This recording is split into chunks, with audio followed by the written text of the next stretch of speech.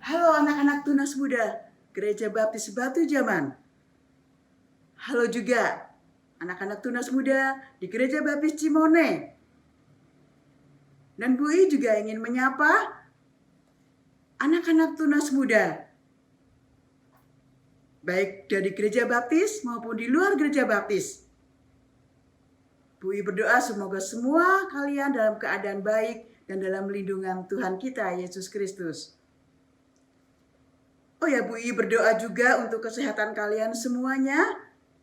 Minggu lalu, Bu I dengar Angel kurang sehat. Puji Tuhan, sekarang sudah menjadi lebih sehat. Dan sekarang, Bu I juga berdoa untuk Desi, Marni, Olin, dan juga ada Kak Terry, Kak Tina, dan Ida yang saat ini juga masih sakit ya. Kalian harus di rumah saja dan beristirahat. Tetap semangat.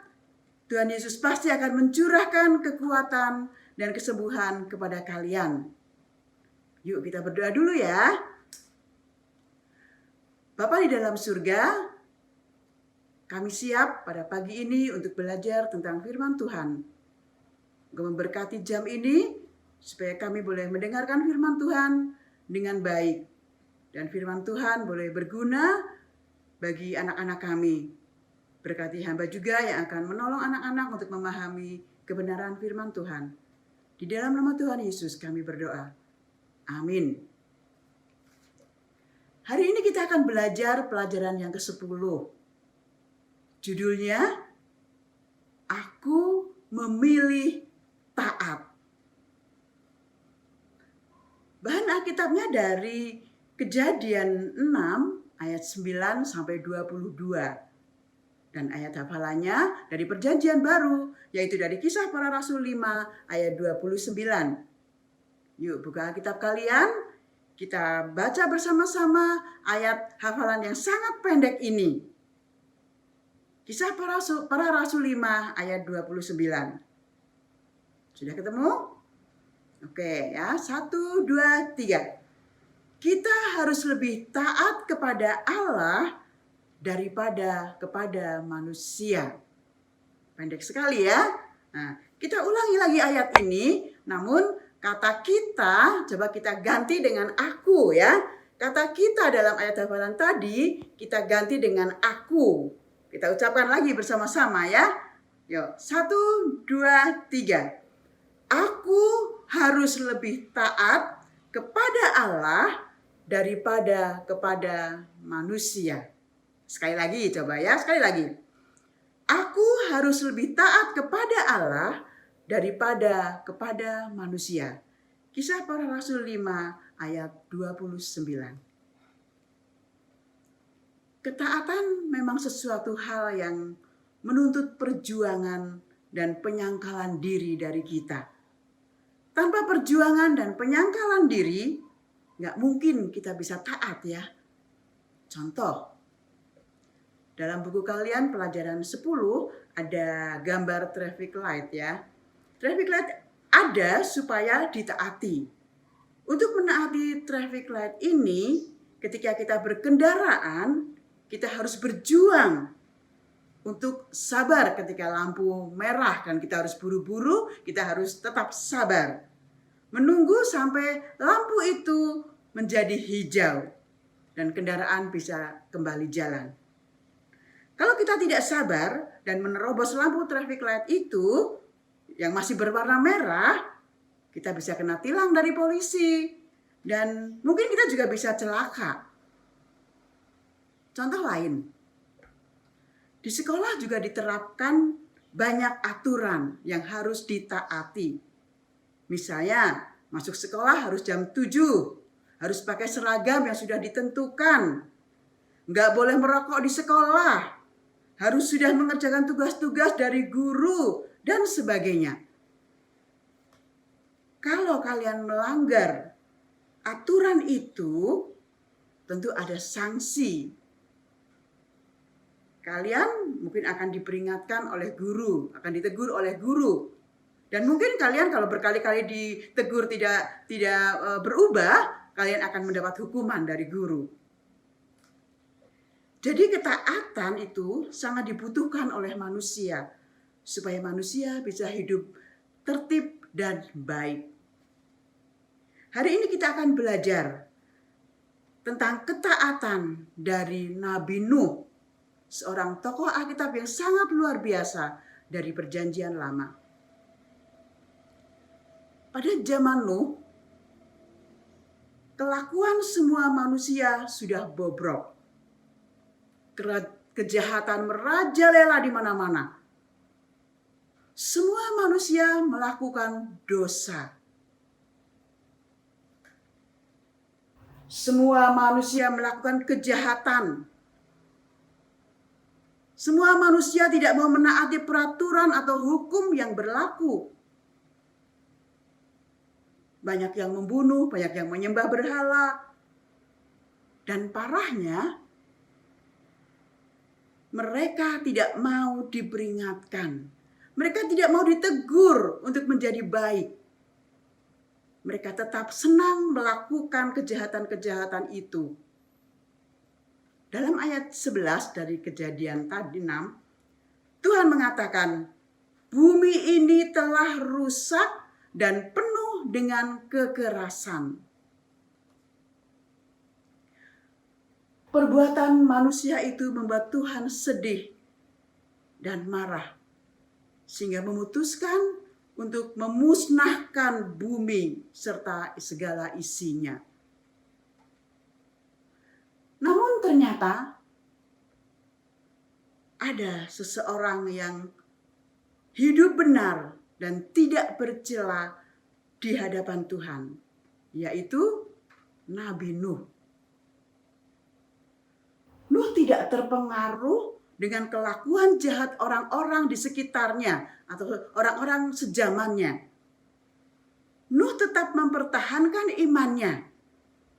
Dan dalam ayat 9 disebutkan, Nuh adalah seorang yang hidup benar dan tidak bercela di antara orang-orang sezamannya. Dan Nuh hidup bergaul dengan Allah. Nah, apa maksud hidup bergaul dengan Allah?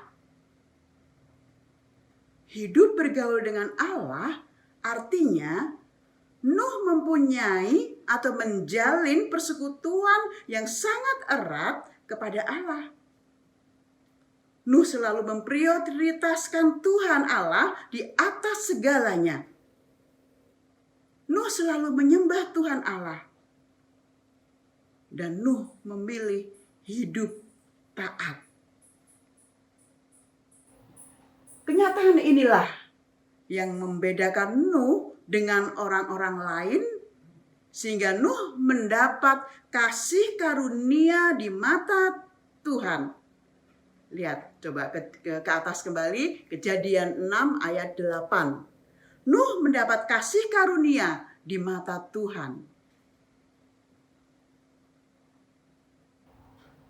Tuhan Allah tidak akan memusnahkan Nuh. Tuhan Allah akan menyelamatkan Nuh beserta keluarganya. Inilah upah dari ketaatan. Taat membawa berkat. Kemudian Tuhan Allah merundingkan dengan Nuh tentang pemusnahan bumi yang direncanakan oleh Tuhan ini. Tuhan menyuruh Nuh membuat apa? Ya, bahtera atau kapal yang sangat besar. Ukuran dan bahan bahtera juga sudah ditetapkan oleh Tuhan secara rinci. Tuhan juga menetapkan siapa-siapa saja yang kelak boleh masuk ke dalam bahtera itu, yaitu Nuh, istrinya, 3 anak laki-lakinya, dan 3 orang menantunya. Selain itu, Tuhan juga memerintahkan supaya Nuh memasukkan hewan-hewan atau binatang-binatang sepasang-sepasang. Demikian juga Nuh harus membawa bahan pokok makanan sebisa mungkin, sebanyak mungkin. Dan luar biasanya, Nuh melakukannya tepat seperti yang diperintahkan Tuhan. Coba lihat ayat 22 dari Kejadian 6. Nuh melakukannya tepat seperti yang diperintahkan Tuhan. Anak-anak, coba pikirkan kira-kira apa ya reaksi atau tanggapan orang-orang di sekitar Nuh ketika Nuh membuat bahtera itu. Coba pikirkan.